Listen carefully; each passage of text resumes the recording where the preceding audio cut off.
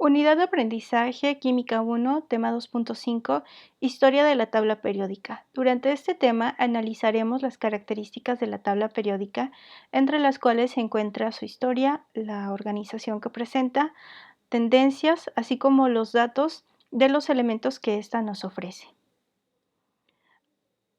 A lo largo de la historia de la química, se fueron dando diferentes hallazgos que abonaron a la construcción de la tabla periódica que empleamos actualmente.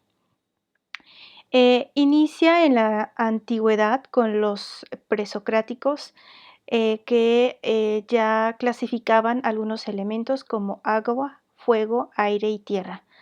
Después, algunos de estos filósofos, como fueron Platón y Aristóteles, quienes añaden a estos elementos el éter, al que le llamaron la quinta esencia.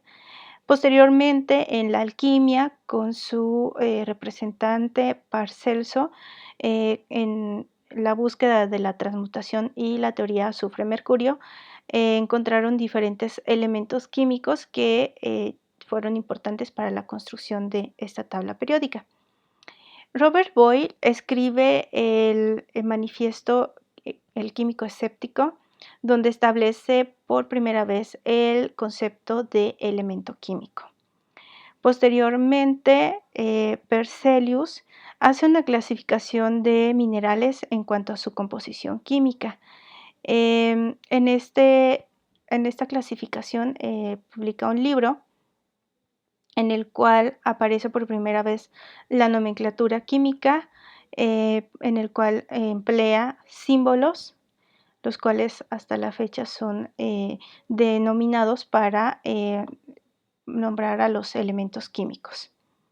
Durante el siglo XIX hubo la aportación de diversas científicas, quienes también realizaron hallazgos sobre algunos elementos químicos importantes. Dentro de estos se encuentra el francio por Madame Curie, y que abonaron información importante para la construcción de la tabla.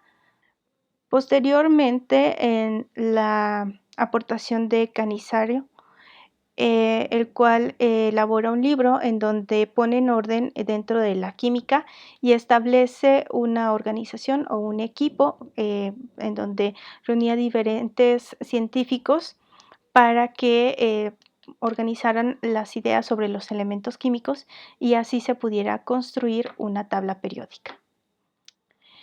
Dentro de este equipo establecido por Canizaro, se tienen las propuestas de Dobreiner. En la tabla periódica, él ordena los elementos en tríadas.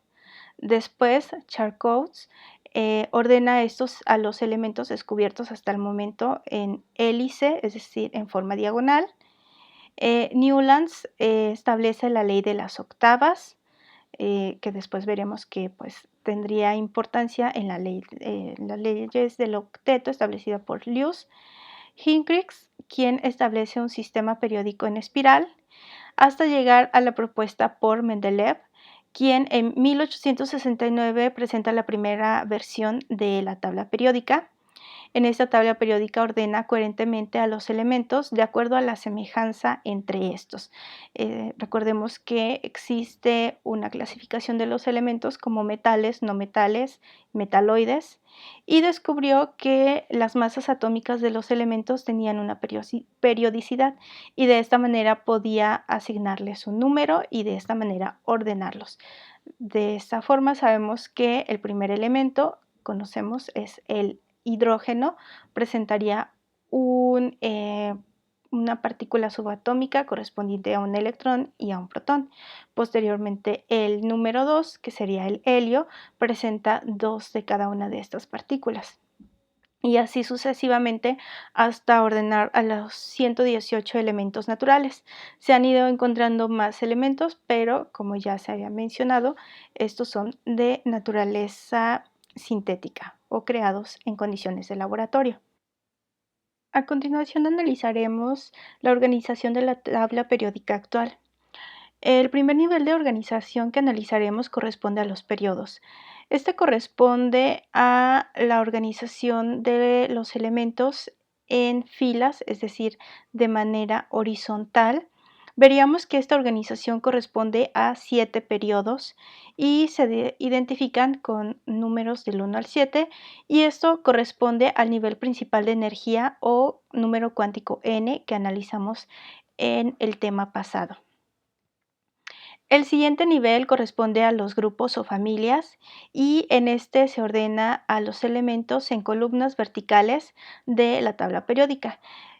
Cada una de estas familias tienen o están nombrados de acuerdo a un número romano y una letra, que puede ser A o B mayúscula, o bien de acuerdo al nombre de la familia.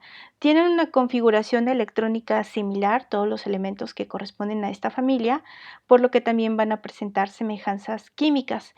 De ahí que también van a tener algún nombre relacionado con esta semejanza química. Por ejemplo, en la familia 1A se encuentran los elementos alcalinos, en la familia 2A los alcalinotérreos, y así sucesivamente. Veríamos que en las primeras dos columnas son 1A, 2A, y de ahí se brinca hasta la parte donde se encuentran los no metales: 3A, 4A, 5A, 6A, 7A, 8A, y en la parte central, que es en donde se encuentran los metales de transición, van a estar simbolizados por la letra B mayúscula.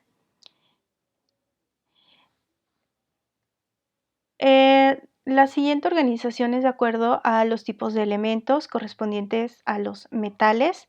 La mayoría de estos son sólidos a temperatura ambiente. Otra característica física que presentan es que son buenos conductores de calor y electricidad. Dentro de sus características químicas es que tienden a ceder electrones, por lo que van a tender a formar cationes o átomos cargados en forma positiva. En el caso de los no metales, estos pueden ser sólidos, líquidos o gases.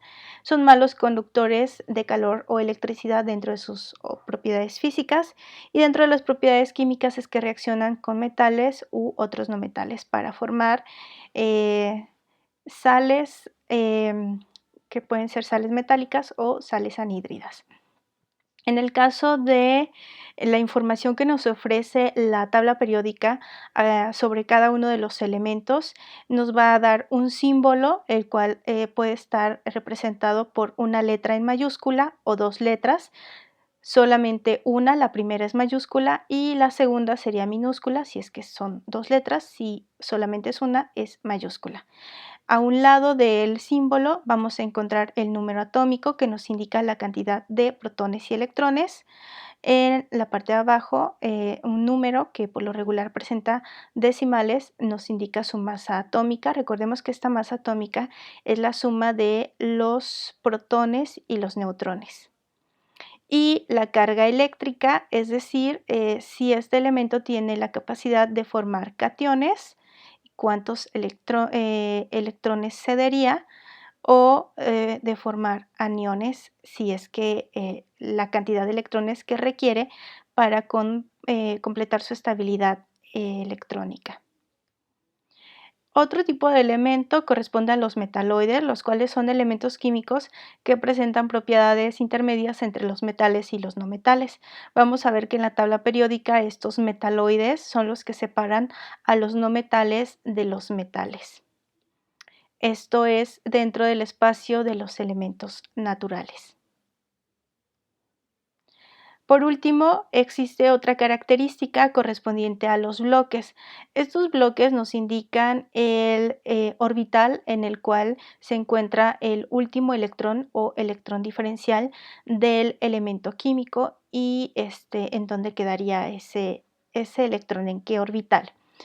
Recordemos que existen 4 orbitales diferentes de acuerdo al modelo mecánico ondulatorio: el orbital S, el P, el D y el F. En el bloque S se encuentran los elementos de los grupos 1A y 2A, es decir, las primeras dos columnas, y de acuerdo a su configuración tienen 1 o 2 electrones de valencia en el orbital S. En la primera columna tendrían un solo electrón en el orbital S, y los que están en la segunda pues tienen los 2 electrones. En el caso del bloque P, son elementos de los grupos 3A a 8A y de acuerdo a su configuración electrónica tienen 2 electrones en el orbital S y de 1 a 6 en el orbital P. Entonces, estos se encontrarían en esta sección de la tabla periódica de la familia 3A a 8A y en la primera tendrían un electrón en el P, 2 electrones en el orbital P, 3, 4, 5 y los que se encuentran en la última columna tendrían los 6 electrones de este bloque. En el siguiente, que sería el bloque D, se ubican los elementos del grupo de transición, es decir, los que se encuentran en el centro, todos estos, y de acuerdo a su configuración tienen de 1 a 10 electrones en el orbital D. Si ustedes cuentan la cantidad de columnas que hay en este bloque D, serían 10, que son la cantidad máxima de electrones que puede haber en este orbital. El siguiente, que sería el bloque F, son elementos de transición interna, es las últimas 2 filas y de acuerdo a su configuración tienen de 1 a 14 electrones en el orbital F. Si ustedes cuentan esta cantidad de columnas, serían 14, que son la cantidad máxima de electrones que vamos a encontrar en este orbital. Y esta sería la información que es importante recordar y la estructura que van a presentar los elementos químicos dentro de esta tabla que estaremos utilizando y que es de gran utilidad en los ejercicios que próximamente estaremos realizando.